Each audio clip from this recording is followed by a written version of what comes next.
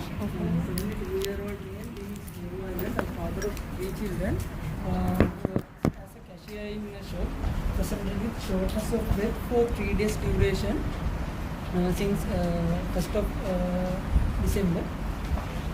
He initially had a mild exertional dyspnea, mild exertional shortness of breath since first week of November, where he can walk around 100 meters.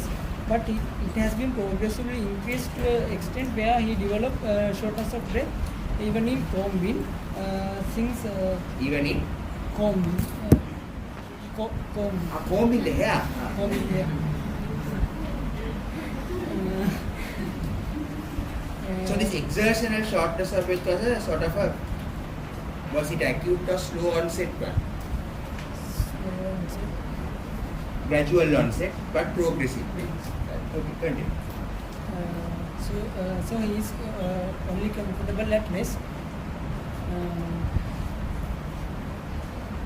He also complains of a high-grade intermittent fever with chills, with right side pleurotic tract chest pain, and is associated with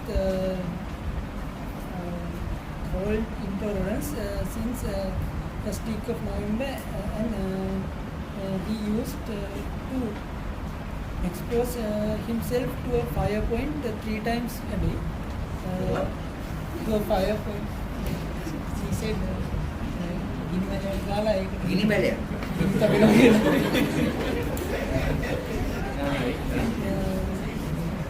In addition to that, Are you sure about this fever? Recorded, documented fever for 1 month. No? Not for 1 month, sir. Wait. First week of November. Just wait now.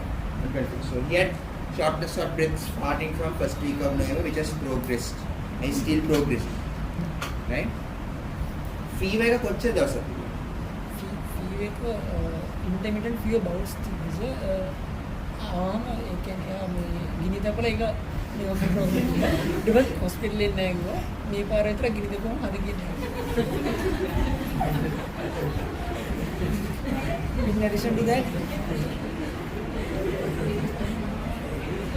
In addition to that, he also complains of orthopnea, paroxysmal recorded fever in them. Probably that fever is mythical. In addition to that, we'll forget it. He also You complains. talk about doing a fever as the first time I've heard of it.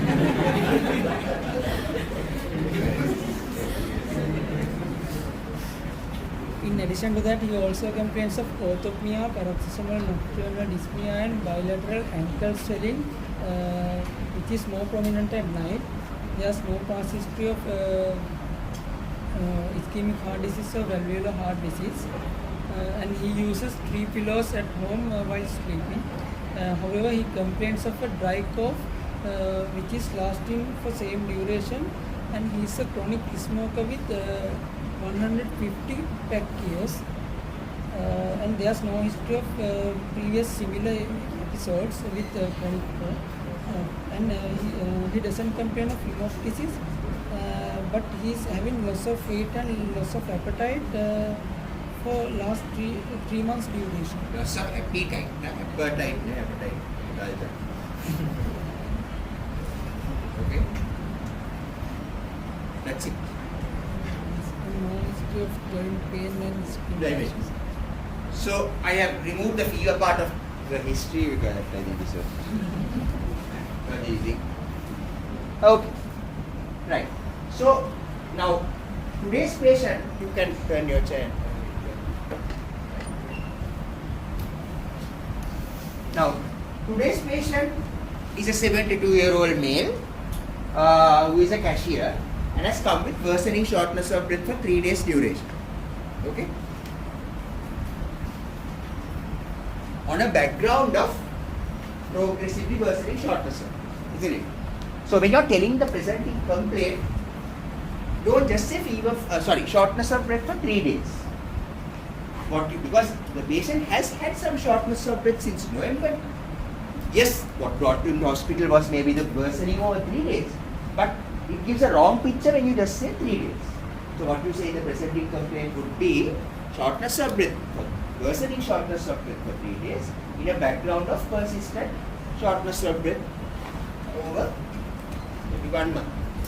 That's the way, because then that gives the listener a clearer picture. When this 3-day shortness of breath is not a sort of a thing that came out of the blue. It has been going on for a while. It's got worse over the last 3 days. And maybe he had some fever, but we are not very sure about that. Okay. So that's the way that's the presenting complaint of this patient. Worsening of shortness of breath on a background of persistent shortness of breath. Worsening on a background of persistent. Hi. Okay. So therefore in this patient, I told you yesterday also, you have to identify the key symptoms in your patient.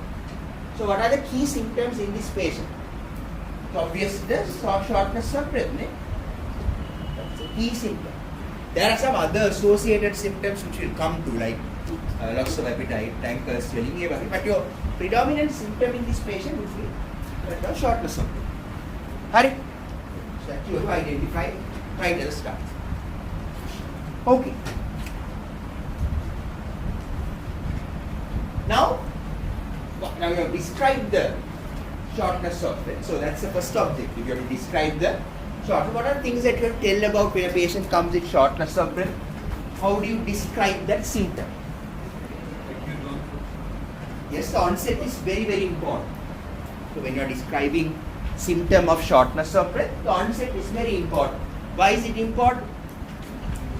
Why is it very important? Ask me, why do you think it's important?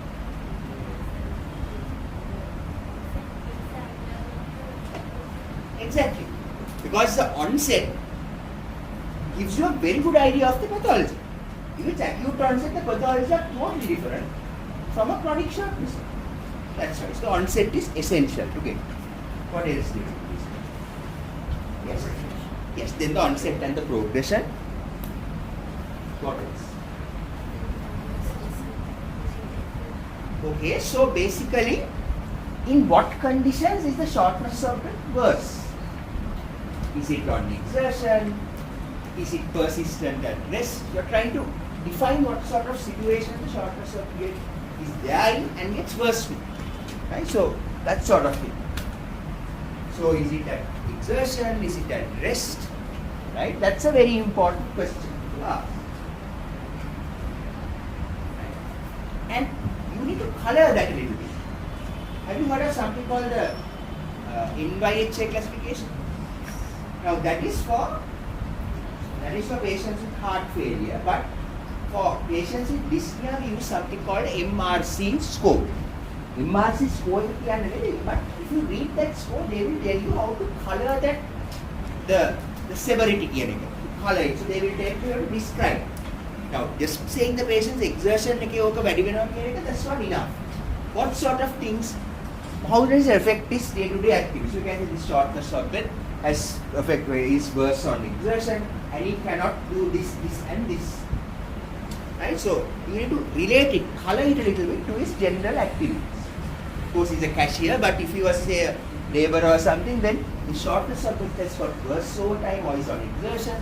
The patient, it has affected his life, so he cannot work as normal, he cannot carry heavy things, or you need to color it a little bit. That gives you the listener an idea of how severe it is also.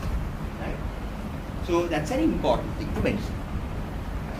Then, what else do you have to mention about shortness?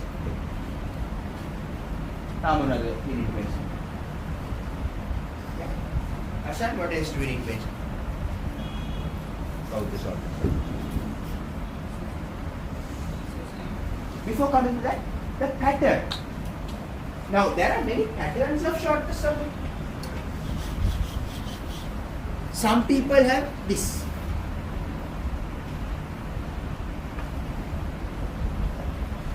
Some people have that.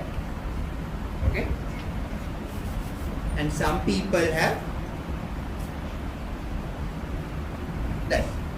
Intermittent but progressive. So that you need to describe.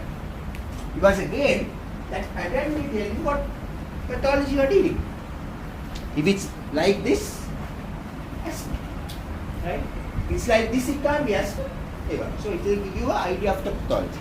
So the pattern of shortness of breath is something that you need to describe. Right. And with that, whether there is a diurnal sort of thing or is it persistent throughout the day, does it change during the day, those sort of things you need to describe. So all of this is essential because at your level you need to be very clear of when you take a history how to describe a symptom. And so that's an important thing that you need to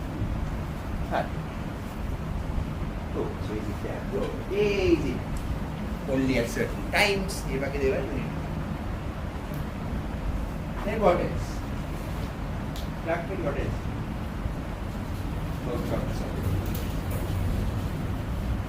Okay, so once you describe all of this, before coming to aggravating and relieving factors that you do for most other symptoms also, there are any specific exacerbating or triggering factors.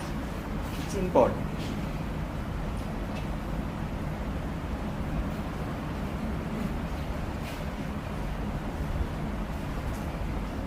There are exacerbating or relieving factors, triggering factors. And then you come to the associated symptoms and start the associated symptoms by describing other respiratory and cardiac, mainly respiratory and cardiac symptoms, and then go on to the others. Because remember that I told you yesterday also, when you are dealing with a symptom from a particular system, you have to ask the associated features of that particular system first. It doesn't mean that you have to tell all of that in your history, but you ask them at that point and tell the positives and important negatives.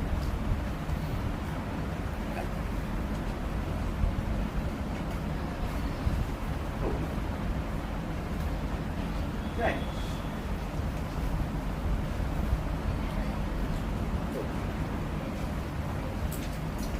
Now we come back to this patient. Now we are going to describe the shortness of breath.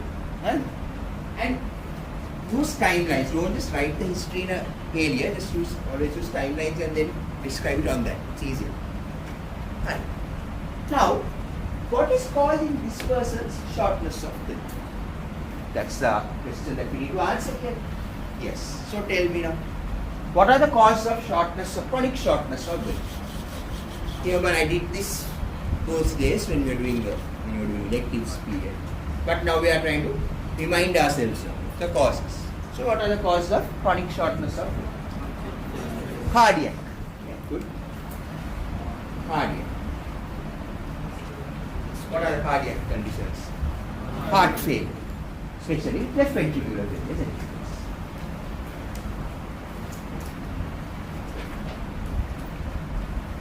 What are the key symptoms of heart failure? ये homework करा? So the classical symptoms of heart failure would be the shortness of breath gets worse in the supine position. What is that called? Author. So don't use those words එකපාරටම history එකේ මුලම. You can just describe them. නේද? What is paroxysmal nocturnal distress? It's a sort of complicated, complex symptom. නේද? Word also, the name is also complex. Symptoms also a bit complicated. What? So paroxysmal nocturnal distress, where the patient wakes up in the middle of the night with difficulty in breathing, coughing, right? And maybe some autonomic symptoms. Patient has to go outside or open the doors or windows to feel a little bit of relief. So that's, and paroxysmal means it's sudden and unpredictable. Some days it happens, some days it might not. So that's a sudden onset, very unpredictable onset.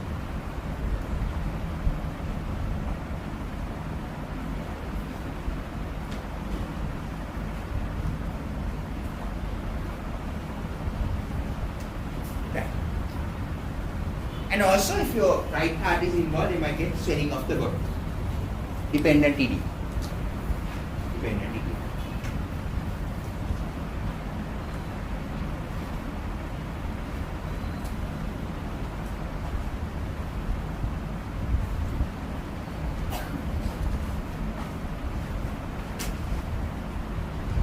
What are the other cardiovascular conditions that can come with shortness of breath? Most of those cause shortness of breath through heart failure, but maybe MS might cause shortness of breath independent from heart failure. Why do they get shortness? Why do MS patients get short of breath? Because of pulmonary edema because the mitral valve is narrow, their left atrial pressure is high. Therefore, their pulmonary venous pressure is high and they get pulmonary edema.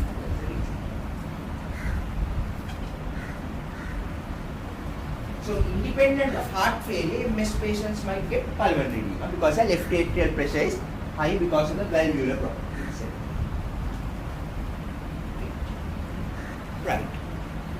So, before afternoon, I will do another homework. You have to write down in your book on the side pathophysiology of orthopnea and paroxysmal nocturnal.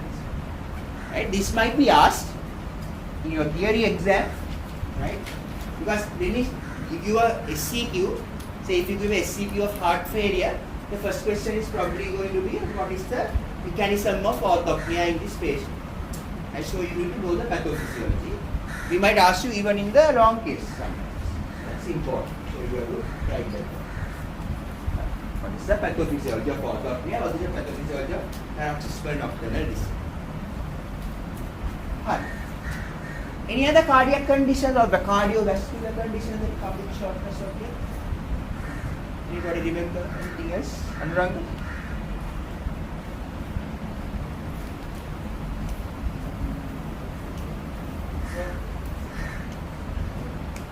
Pulmonary hypertension.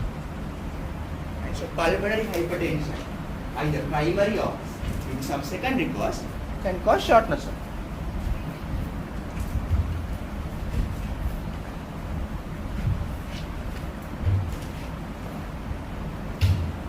What is the classical symptom of pulmonary breath apart from shortness of breath? I might have told you this.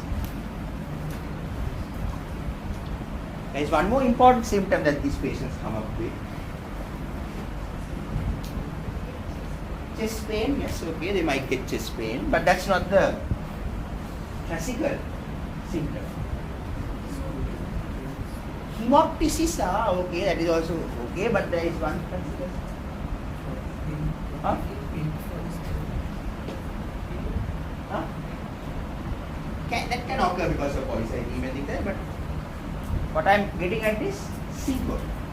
That's a syncope. Exertional, predominantly exertional syncope and pre-syncope episodes. Why do they get that? Why do they get that? Okay, find out. That we won't ask at the exam, but interesting to find out. Very recently, people have described the mechanism of that. So find out why. Very interesting. There's a nice 3D model also given. In pulmonary hypertension, given a 3D model, what happens exactly. I don't expect you to know that, remember that for the exam, but it's interesting to know because those are post-study terms, but interesting to know why they get syncope. Actually, their cardiac output drops. That's the reason, but you have to find out why their cardiac output drops. Right? The cardiac output is on the left ventricle, why does it drop?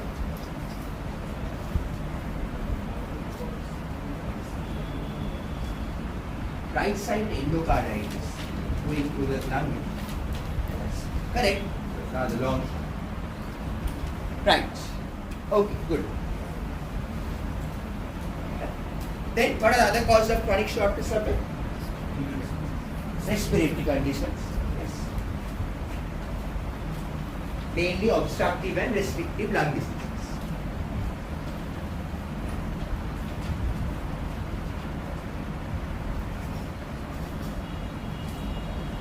Obstructive and restrictive lung diseases. Obstructive would be asthma, COPD. Asthma, COPD.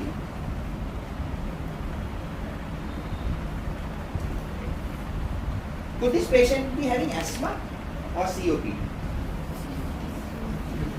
Asthma, yes or no? Asthma, wait a minute. No. Why not? So now somebody has to tell me why not? Because you need to tell me now the pattern of asthma shortness of breath. What is the pattern of asthma shortness of breath? Diurnal variation, good. What else? Intermittent. Intermittent. there are triggering factors and completely reversible. Therefore, it's very intermittent, isn't it? So the nature of asthma is, we discussed this previously, I'm just reminding you, nature of asthma is, it's very intermittent. And because the airway obstruction is reversible, the patient has good days and bad days. Some days they get perfectly fine. Some days they get worse. And there are triggering factors, exacerbating factors. Here there is none. Of course, you will give us a nice description which you have to do. But it doesn't sound like that. It's progressively exertional, isn't it? So it's very unlikely that it is asthma. And in asthma they might have, and the age of onset is also unusual for asthma, isn't it? What sort of ages of onset would you think asthma patients might have? Mainly childhood, but there is an adult onset variety also, but not at 70s.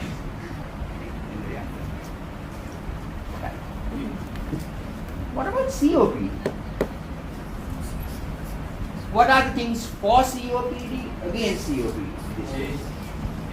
For COPD would be age plus what? Smoking, 150 pack, yes, my goodness. Right, so yes, smoke for the ඊගාවාත්මයට COPD හැදෙන ප්‍රමාණයට yes, smoke. So basically he is in a big. So that's 4. But what is the nature of shortness of breath in COPD? It again is intermittent, but progress with a third pattern, something like this. Right? But the patient will give you very clear histories of exacerbations, where the patient gets very short of breath, very feverish, sputum nil. Even they get very intermittent episodes. So that's a hallmark of COPD most of the time, where they get these infective exacerbations and wheezing, right? That's a symptom. So right now for asthma also, wheezing is the predominant symptom in asthma.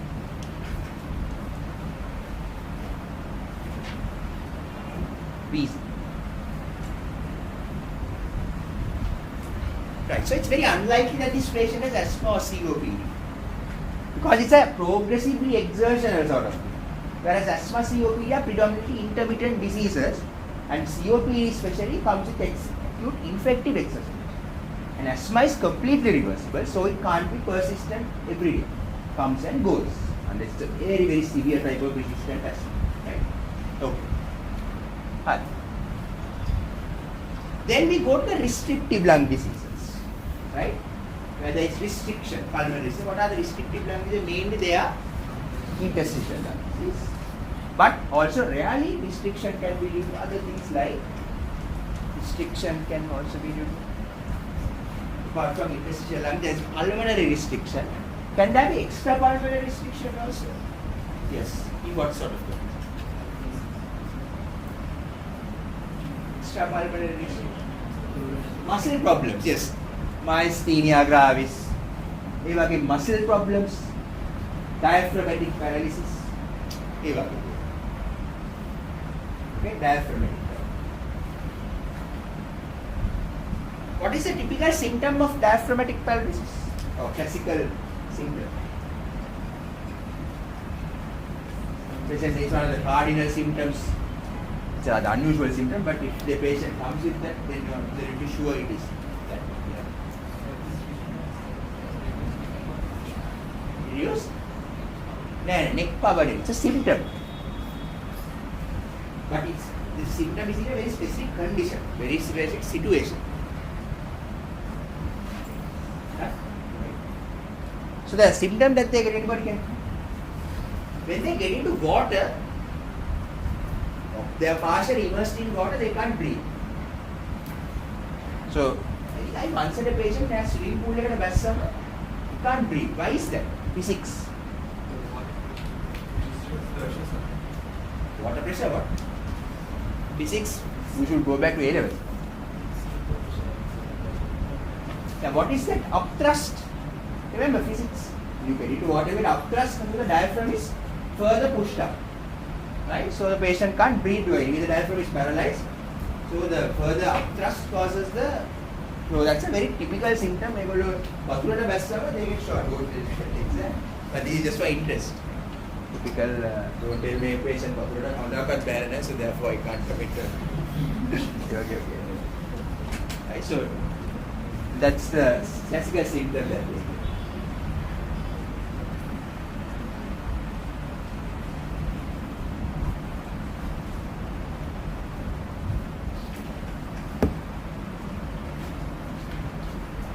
And find out what platypnea means.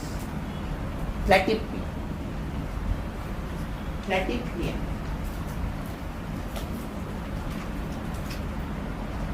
Avasarode I will ask you, so make sure you do answer. In the answer. Other lectures net? You have nothing. You have to be in the word, I can't do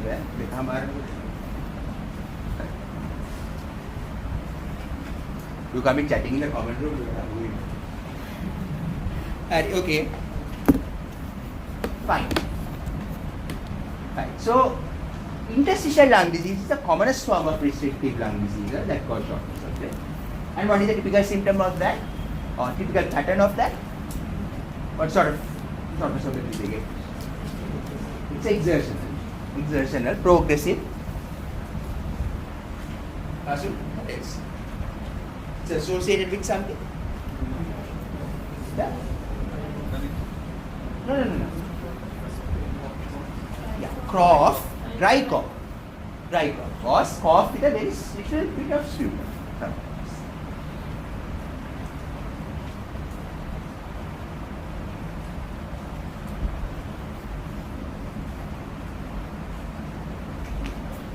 Other cause of chronic shortness of breath, I would say renal is one. But renal, the shortness of breath, the cause actually of the shortness of breath is, there are multiple causes. Right? There is fluid overload, maybe it of heart involvement, anemia, a lot of things, acidosis. So, renal causes are there that go. They are short of breath, but there are lots of other, there are lots of contributory causes to that. It's not purely the renal failure. So anemia, acidosis, renal failure patients have cardiomyopathy, heart failure also, so that can also cause shortness of breath.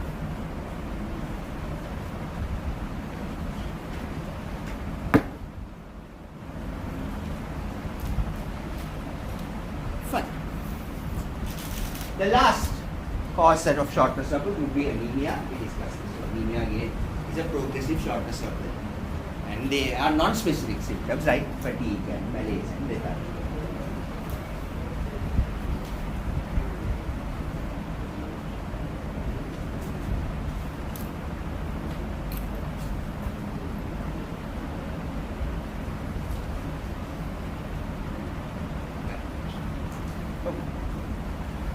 Now, like yesterday, now we are going to come back to the patient and we are going to try to work out why this chap is having shortness of breath. So, what is your top differential diagnosis for this patient? You are sure about the orthopedic? What is the top differential diagnosis? Heart failure, congestive cardiac failure. Okay, good.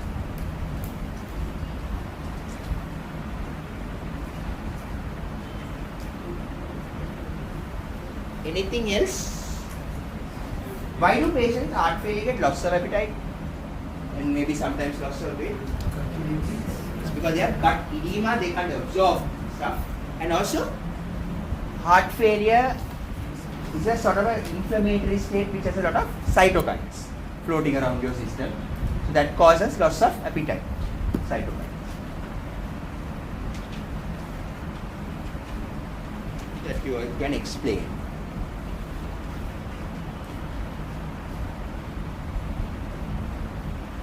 So that's by far the first most likely cause for shortness of breath at the moment that we have discussed from the history. Second what? COPD. Okay.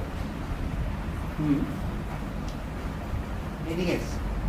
Exertional shortness of breath with a dry cough, you will also include what? Interstitial. So I would say heart failure, interstitial lung disease, COPD. COPD comes in purely on the fact that the patient had a strong history of smoke. But if the examiner challenges you say that's the only reason, but I don't think the real pattern is very persistent, the classical COPD presentation. right? Because it's just exertional shortness of breath. So even if you don't say COPD, that's okay. You can say like this if you like.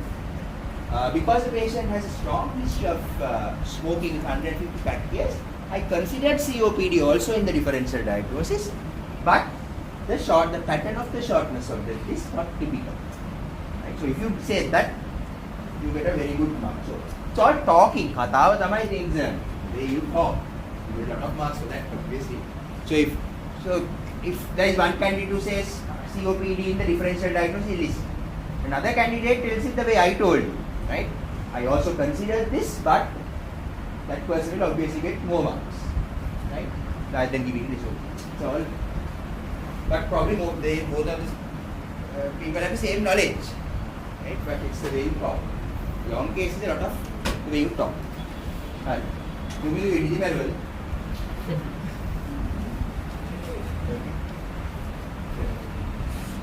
Okay. Right. Now, shall we just listen to the examination? Respiratory and cardiac. Start with the cardiac. Now, you might think I am crazy, but at the exam also, when you become a bit more experienced in taking histories, you can do it this way. The way I am doing. You do the whole history to a certain history or presenting complaint, whoever. You can just do a sort of, based on the idea that you have, you can just quickly examine the patient and see. Because sometimes what happens is, you in the examination, you find something completely different. You don't have enough time to come back now. Then and ask more things in the history. Whenever Bharathiva Paramekila history examine karnකොට වෙන මොකක් හරි හොයාගත්තොත් then so I would advise you පොඩ්ඩක් කඩන්න වැඩි. History එක ටිකක් දුර අරගෙන then just do a quick examination, see whether you are going down the correct path. This is important for neurology. But sometimes when you have a patient with lower limb weakness, you don't know where you are headed. It might be upper motor neuron, it might be lower motor neuron. And the approaches are completely different in history. So you might take the history a little bit and quickly examine and see whether it's upper motor or lower motor and then come back. I will do those sort of things, but that's also a useful thing to do sometimes. But you need to be experienced to do that. Yeah. Examination file is high kept.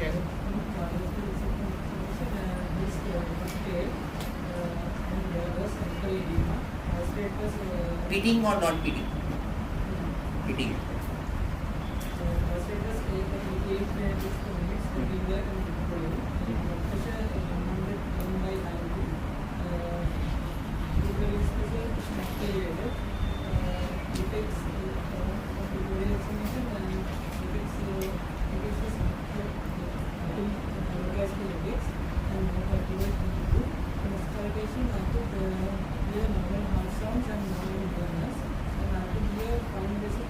Good. So that's his criticism. Right. Now what are two top differential diagnoses? Heart failure, interstitial lung disease, COPD. So if it was heart failure, what are the physical signs that you would expect to find? Starting from the general examination. What are general exam, nothing much, maybe bit of pallor, but that's not specific. Ankle edema, yes. Ankle edema you would find. Patient might be propped up at the exam. Then JVPs, jugular venous pressure will be elevated. Not so in this patient, never. What are other features that you are physical signs that you would expect to find?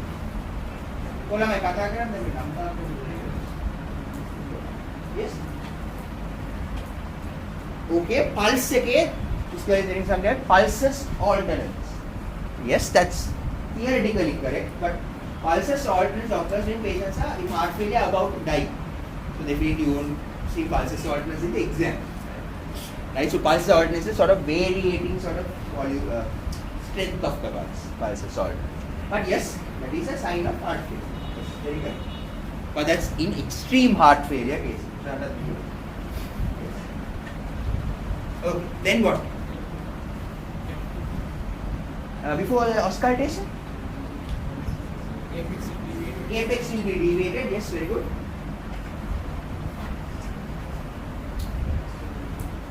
As it comes with a small bundle.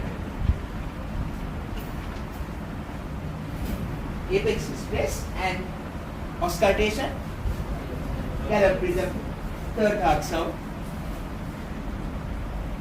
And maybe murmurs. Right?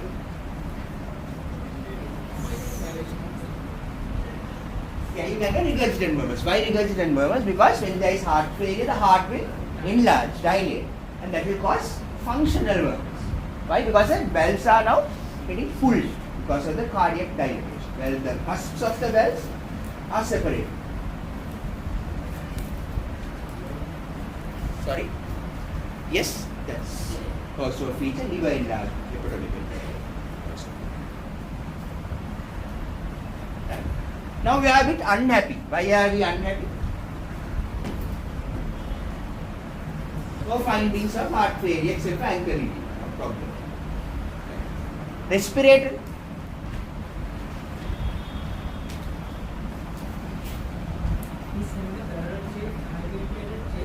Are you surprised? No, so he probably has some COPD, isn't it? So now we will see. So now things coming now. Barrel shaped chest, okay?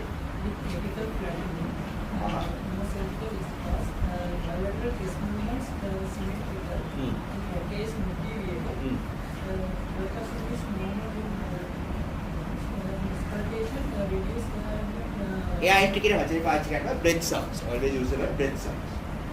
Yeah, entry you can't. See? Breath sounds.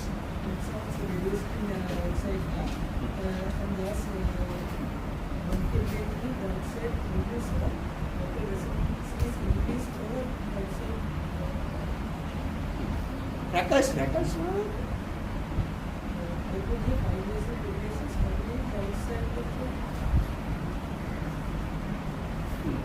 Only on the right side. So now what is Yashubad wrong? I'm a patient examine can examine a daily with but what is describing now it's sounding more respiratory, isn't it? There is some COPD going on. The fact that he has apical flattening, crackles, that might be some fibrosis process going on. Yeah. So now we are thinking now heart failure, even though there is crepitations, fine crepitation, that's only on one side. Right? So that's also a bit unusual for heart failure. Right? Now remember, what are the causes of fine basal crepitations from our list? Heart failure, interstitial lung disease. What is the difference between the two? In interstitial lung, generally, these crepitations can be heard right up to the top, right? In advanced cases. But in heart failure, generally very basal. So that's not a very good way of differentiating. Something that you see.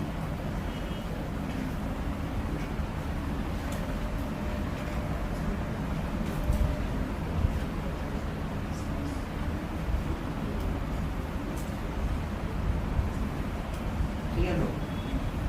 Very heart failure. Fluid also is actually in a way sort of a heart failure. Yeah, so pulmonary edema can cause basal crackles, you're correct, Iman. So pulmonary edema can occur in heart failure, it can occur in fluidolous states like renal failure. Right. So what is describing sounds a bit fibrotic sort of katandriyatma physical examination in Kian. Right. So I'll examine the patient and discuss the physical signs in the afternoon. Right. So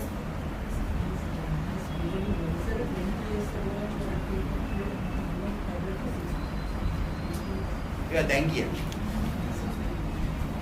Now this chap is telling me that he has had a past history of tuberculosis also. 20 whatever. 20 years ago, whatever years ago, that's important. 20 years ago, patient had TB. So that's important with introduction also, right? With a past history of pulmonary TB 20 years ago. Yeah, now you see the way it changes. Whole picture now changes. And now we have a good explanation for why he probably has fibrosis, right? But why, if it is fibrosis in TB, why are symptoms coming now? Right? That's another question that we need to answer. So what we'll do is we'll examine the patient and see what is going on. I'll examine the patient and see. So now that's enough for today morning. So basically that's the approach. Now you saw how things can be relevant. Again, the fact of getting a timeline, talking about the symptoms, describing the symptoms, coming up with a differential diagnosis, say, important. That's why all of this is important. Patterns, symptoms, all of this clinical stuff is important because of that. And you can see also how a differential diagnosis evolves. history එකේ අපි heart failure උඩටම දැම්මොත් then somebody asks you what is your DD after the examination, you are not going to be heart failure at the top. Okay? Or maybe going to take the fibrosis or fibrotic lung disease, restrictive lung disease to the top. And maybe now you are going to include COPD also somewhere at the top. Why? Because the patient has hyperinflation. So you see how it changes. So that's the way you work. Right? And when you do investigation, it can be completely turned on its head. That's a clinical process. Now, any questions?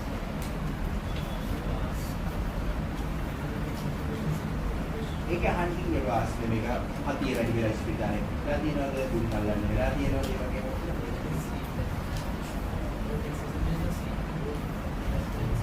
Yeah, but it's not really infected. There are fevers, fever. ඒකෙන් ඉන්නේ කලින් ඔයා කොච්චර දුර ඇවිදින්න පුළුවන්ද කියලා කියන්න කලින්. ඒ වගේ day to day evidence මුලින් මේක කරගන්න පුළුවන් දැන් ඒක කරගන්න බෑ. You can get the progress.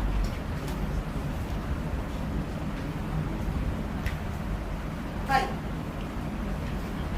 You can go. So afternoon we'll finish this case a little bit, check your homework, and then in case somebody they want to take the patient to a for a liver biopsy. Right? So at the end you can comment about 2:30.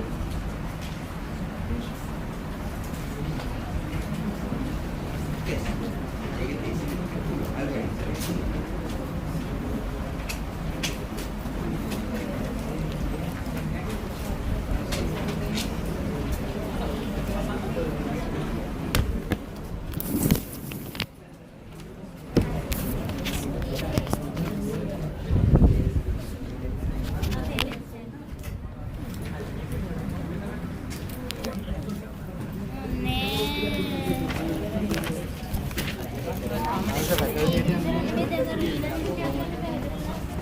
බෙන්ගන්නේ රේටේ